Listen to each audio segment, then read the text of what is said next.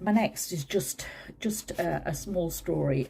When the Queen came to open the new Mersey road bridge, which is now a toll road bridge, she came and invited the newly married and new working royal, Meghan Markle, who was now the Duchess of Sussex, Harry's first wife, as I like to call her. And they came on the royal train overnight and went to open the Mersey toll bridge. And when they do that, there's a very polite little ceremony. There's usually a little, we've put a plaque up. Can you just pull the curtain on the plaque as the official opening? And they must do an awful lot of it. They get, you know, the crowds out to see them, come and wave to the crowds. Somebody's going to do a little curtsy. Little girl's going to give you some flowers, shake hands with a lot of people. It's not exactly hard work, is it? And on this occasion, she'd invited Meghan, and it was Meghan's first big event, really, without Harry being present. And she wasn't sure what to do. When you see the camera footage of her, there are some quite funny bits in it. It's where the Queen is wearing a very bright lime green. She wears bright colours so she can stand out for the photographers and for the crowds. And she wears magnificent hats, and she looks brilliant in the bright colours. And Meghan wore that cream outfit that came straight across the chest, and her hair was long and loose, and it was sort of flapping a little bit in the breeze. And after they'd been to Widnes, they came to Chester, in particular to open the newly opened Story House Theatre and Library Complex.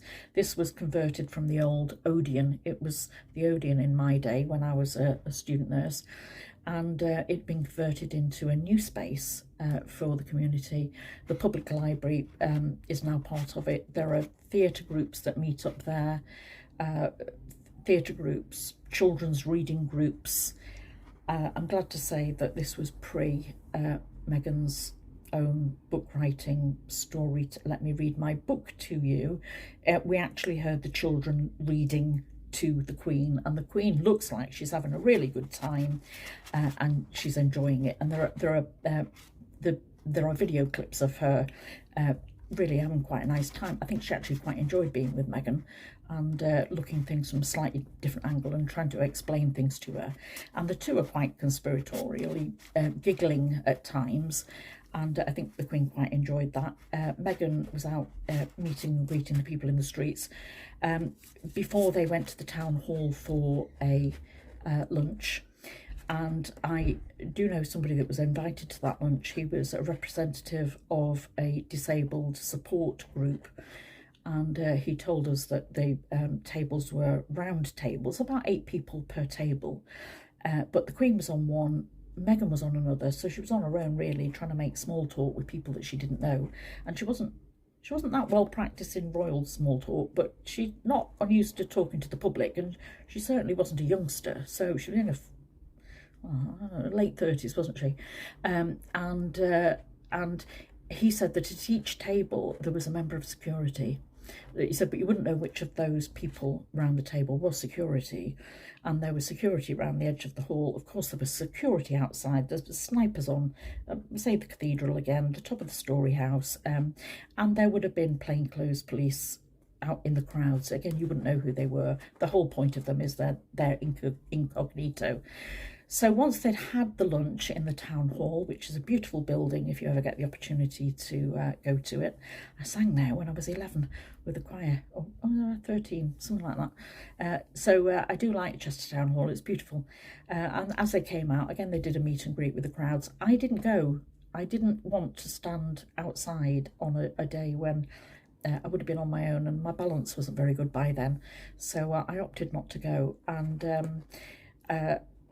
I'm not sorry that I didn't go. I watched it on television. The coverage was very good, obviously in the Northwest, and the reception that they got, despite the image that is portrayed, the reception that they got was very good.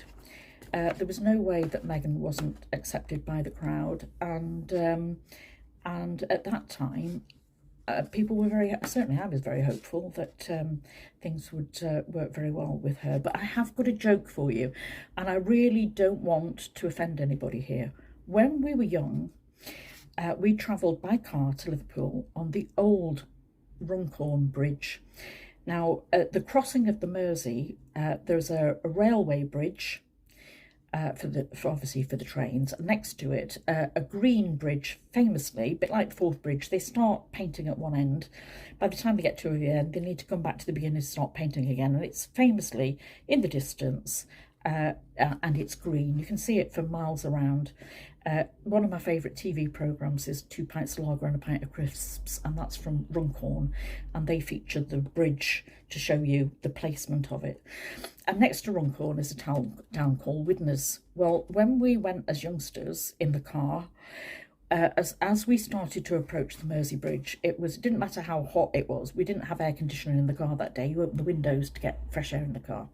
As soon as we started approaching, it was, oh my goodness me, we're approaching smelly Widnes, as we called it. Shut the windows quick.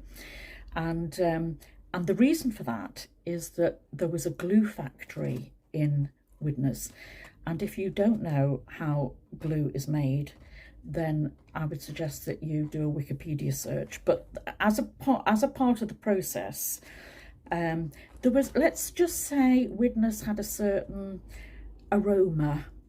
It wasn't coming up from the Mersey, it was coming directly from the glue factory when the wind blew in a certain direction. So we knew it as smelly Widnes. Of course, the Queen has taken Meghan on a first journey out.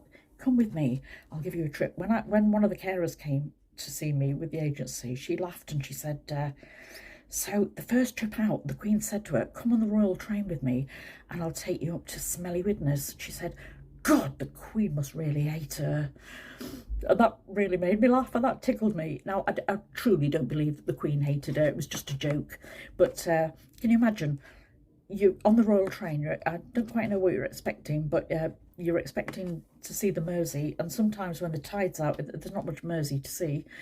So you see the mud flats, and at the same time, you come to Widnes. Oh, okay, so she must have been delighted to come to Chester, where I have to say, Eau de Chester smells absolutely delightful. I sound like the Chester Tourist Board while I'm away, but I'm not. So they're just a few of my little royal stories that I hope have lifted your spirits just a little bit on this Platinum Jubilee weekend. I'm getting really hotter here, and I'm going to open the window. I didn't open it while I was talking to you because the traffic is going past and I wasn't sure whether my sound would be affected by it. So I hope you're quite enjoying my little trip to Southport. I'm enjoying having a chat to you. I'm going to upload a few of my longer videos here using the Wi-Fi from the hotel rather than my own mobile mobile data. And for now, this is a Platinum Jubilee Friday afternoon, and this is Maggie saying bye for now. Come back again and I'll see you soon. Bye. My next is just a small story.